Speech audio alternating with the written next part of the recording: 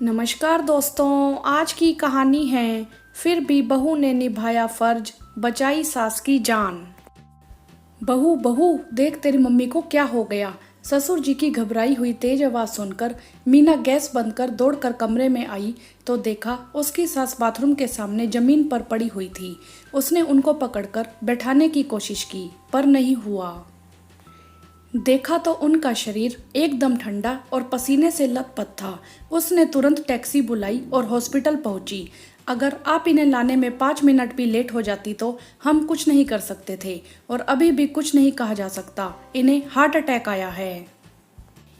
आपके साथ और कौन है? डॉक्टर के शब्द उसके कानों में ऐसे लगे जैसे वह किसी फिल्म का कोई डायलॉग सुन रही हो। उसे यकीन नहीं हो रहा था कि यह सच है। मैं अकेली ही हूँ डॉक्टर साहब, आप किसी भी तरह मम्मी जी को बचा लीजिए, मीना ने याचना भरे शब्दों में कहा। हम अपनी तरफ से पूरी कोशिश करेंगे, सर्जरी करनी पड़ेगी, आप फॉर्मेलिटीज पूरी कर दीजिए। हेमंत ऑफिस के टूर पर गए हुए थे। ससुर जी भी ज्यादा उम्र के थे और बीमार भी रहते थे। मीना ने जल्दी जल्दी सभी कागजों पर साइन किए और हेमंत और अपने जेठ को सूचना दी। ऑपरेशन थिएटर के बाहर वह बेचैनी से टहलने लगी। हेमंत और उसके जेठ रात के 11 बजे से पहले नहीं पहुंच सकते थे और अभी तो पूरा दिन पड़ा था। उसे याद आया कि घर पर ससुर जी को अकेले छोड़कर आई है। उसने तुरंत अपने बेटे को फोन किया और उसे सभी बातें समझाकर घर पहुंचने के निर्देश दिए। ऑपरेशन सफल होने की जानकारी पाकर उसने राहत की सांस ली और कुर्सी पर सिर टिकाकर आंखें मूंद कर बैठी।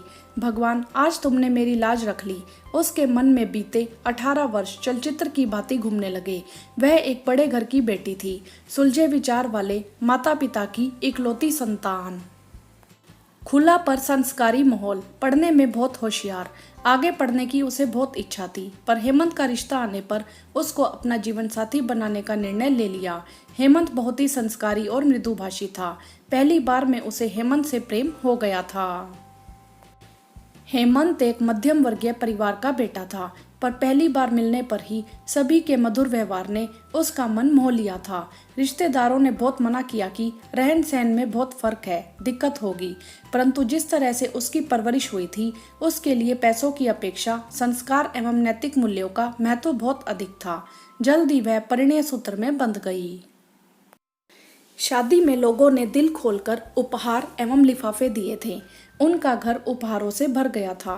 शुरू शुरू में तो सब उससे बहुत प्यार जताते थे, उसे कोई काम भी नहीं करने देते थे और जल्दी ही उसकी आंखों से यह झूठे प्रेम का पर्दा हट गया।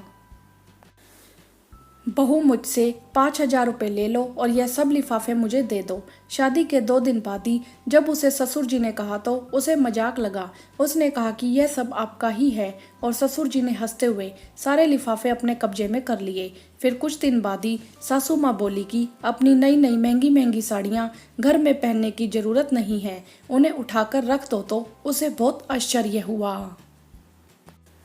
उसने कहा, मम्मी जी अभी तो शादी हुई है, सब रिश्तेदार मिलने आते हैं तो अच्छी साड़ियाँ ही पहननी पड़ेंगी ना, कोई ज़रूरत नहीं है, कोई साधारण सी साड़ी ही पहन लिया करो, यह सब खराब हो जाएंगी, तेरी नंद की शादी में काम आएंगी। सुनकर मीना हैरान रह गई थी। उसने कहा, माँ जी आप चिंता मत कीजिए, बहुत साड़ियाँ हैं, दीदी भी पहन लेंगे, तेरी उतरी हुई साड़ी पहनेगी क्या मेरी बेटी? सास नाराज हो गई। इसी तरह उसके गहने भी ले लिए गए और अपनी नई गृहस्थी में सजाने के लिए चाव से लिए गए महंगे सामान भी। मीना को अपनी शादी में मिला हुआ अधिकतर सामान सास ने ले लिया। मीना बेचारी मन मसोस कर रह गई। सोचा कुछ महीनों बाद ले लूंगी, पर वह दिन कभी आया ही नहीं। शादी के लिए ली हुई छुट्टियां खत्म होने पर हेमंत को वापस नौकरी पर जाना था। उसने मीना को अपने साथ ले जाना चाहा, पर घर वालों ने नई बहू के साथ रहने की इच्छा जताते हुए उसे ले जाने से मना कर दिया। फिर तो यह अक्सर होने लगा। ससुराल से गए हुए कुछ दिन ही होते थे कि सभी को उन दिनों की बहुत याद आने लगती थी जब दोनों घर आते थे। तब हेमंत की नौकरी का हवाला देकर उसे तो भेज दिया जाता था पर मीना को वहीं रोक लिया जाता था। हेमंत के सामने तो सब उससे बहुत प्यार जताते थे और उसके जाते ही उसके कामों में मीन मेख निकालते। बड़े घर की बेटी है, माँ ने कोई काम धाम सिखाया नहीं है, यह कभी अच्छी बहू नहीं बन सकती, कहकर ताने मारते थे, पर हेमंत समझदार था। उसने मीना की आगे पढ़ने की इच्छा मालूम की, इसीलिए उसने मीना को प्रोत्साहित किया और कुछ महीनों बाद ही मीना ने कॉलेज में एडमिशन ले लिया।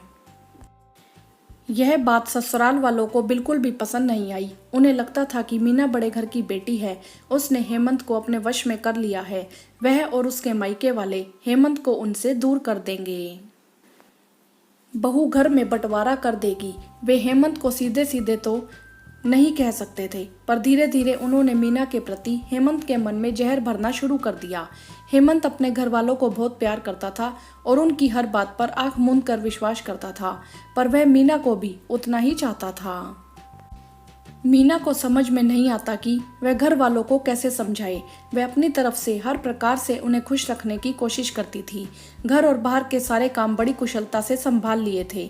जो काम उसने अपने मायके में कभी नहीं किए थे, वह सब काम ससुराल में खुशी खुशी करती थी। फिर भी रिश्तेदारों के सामने वो लोग उसको नीचा दिखाने के लिए कोई कसर नहीं छोड़ते थे।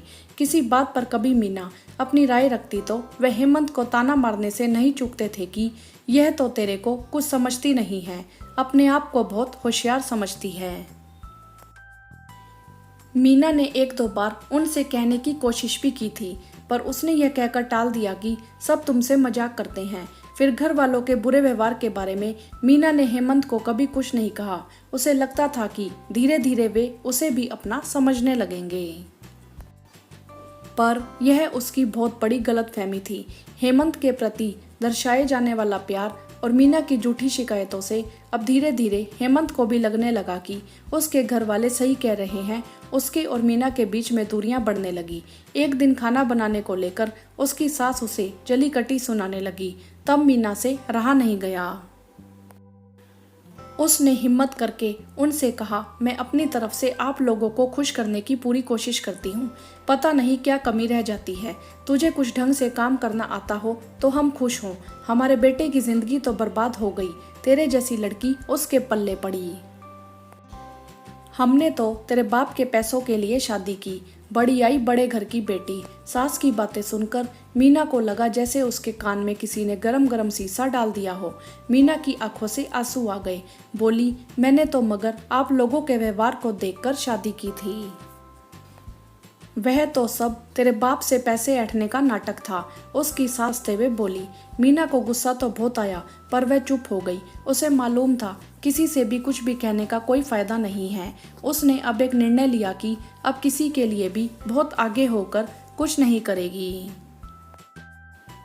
केवल जितना जरूरी है उतना अपना फर्ज निभाएगी। मैडम, पेशेंट को होश आ गया है, आपको डॉक्टर साहब बुला रहे हैं। नर्स की आवाज सुनते ही मीना की तंद्रा टूटी। वह तेजी से आईसीयू की ओर बढ़ी। उसने अपनी सास की ओर देखा। डॉक्टर उनके बेड के पास ही खड़े थे। उसको देखते ही डॉक्टर ने मुस्कुराते हुए कहा, लीजिए, आ गई आपकी बेटी। बहुत हिम्मत वाली है। उसने सब अकेले ही संभाल लिया। अब चिंता की कोई बात नहीं है, खतरा टल गया है। मीना ने अपनी सास का होले से हाथ पकड़ा और कहा, थैंक यू डॉक्टर साहब, आपने मेरी मम्मी को बचा लिया। मीना की सास की आंखों में पश्चाताप के आंसू आ गए। मीना को लगा शायद अब सभी को एहसास हो कि बड़े घर की बेटी भी अच्छी बहू बन सकती है। हाँ तो दोस्तों, क्या मीना की सास मीना को अपना पाएगी? आपकी इस विषय में क्या राय है? आप हमें कमेंट करके जरूर बताएं। वीडियो को लाइक करें, ज़्यादा से ज़्यादा शेयर करें और चैनल को सब्सक्राइब भी करें। धन्यवाद।